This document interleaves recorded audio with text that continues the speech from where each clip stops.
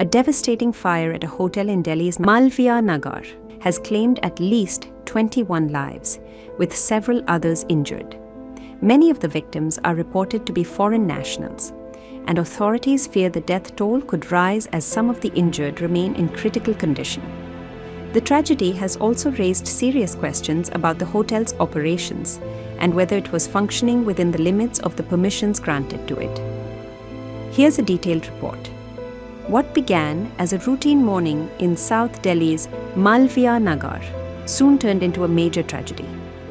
A massive fire broke out at a hotel identified as Flourish Stay B and B, triggering panic among those inside the building. Thick smoke quickly spread through the premises, forcing occupants to desperately look for ways to escape. According to officials, at least 21 people lost their lives in the incident, while more than 40 others were rescued from the building. Several of those who died are reported to be foreign nationals, mainly from Central Asian and African countries. Authorities have indicated that the casualty count could increase further as a number of injured victims continue to be in critical condition. As information about the fire reached authorities around 9 in the morning, emergency response teams were rushed to the spot. According to officials, the initial firefighting response included water tenders, water bowsers, a quick response vehicle, and other firefighting units. As the scale of the blaze became clear, a total of 8 fire tenders were deployed to control the fire and carry out rescue operations.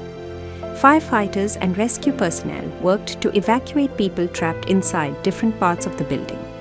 Among those rescued were 3 individuals who were brought out from the basement area. Those injured in the incident were shifted to nearby hospitals for treatment as emergency teams continued search and evacuation efforts. Even as rescue operations were underway, questions began to emerge about the hotel's compliance with regulations. The establishment had been granted a license by the Delhi government under its bed and breakfast scheme.